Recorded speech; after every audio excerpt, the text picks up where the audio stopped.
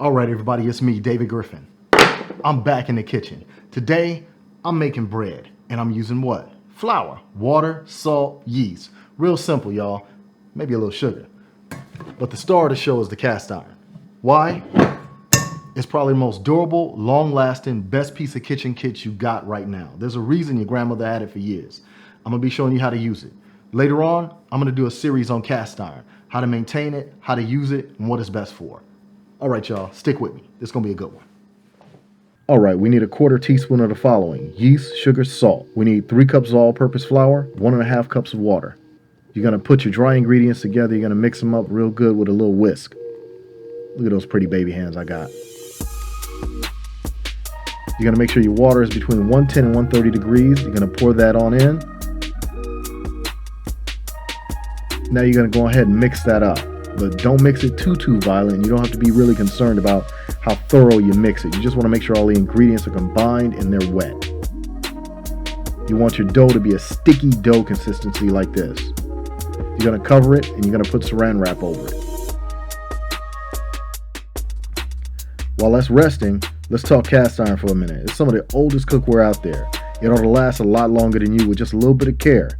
Now, Dutch ovens in particular, they create a superheated air pocket inside that's going to help cook your food from the top as well as the bottom and the sides. Dutch ovens typically are made from cast iron, and that's what you want. You want a good, strong cast iron metal. That's going to heat up your food, it's going to retain the heat, and it's going to heat particularly even. This kind that you see with the legs right here is you can cook on the top and bottom. Now you're going to take your dough after your 30-minute rest. You're going to flour down a surface and you're going to turn your dough onto that floured surface. You're going to fold the dough constantly in and onto itself a couple times.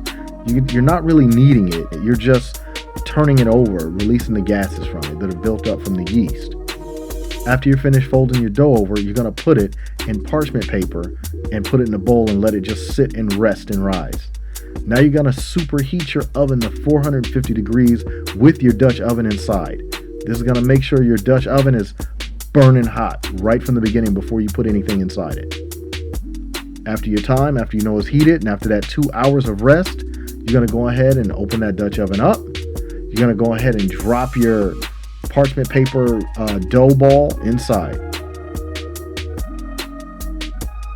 As you can see, I have a love for cast iron. It's real efficient, economical, price is right on it, and you don't have any cases that I can ever recall of cast iron giving anybody cancer like the new non-stick stuff.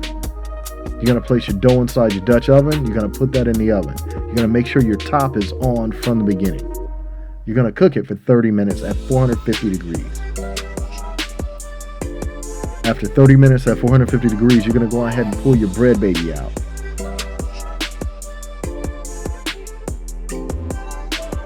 Now the thing to remember is when you pull that out, you still got your top on, so you're going to remove your top. You're not done yet. This is what your bread baby ought to look like, but you're going to return it to the oven for up to 10 more minutes at 450 degrees without the top. You want to brown the top. So when you're done, it should look something like this. There you go. That's what you've been waiting to see. Let's give them a better shot. A-carb people.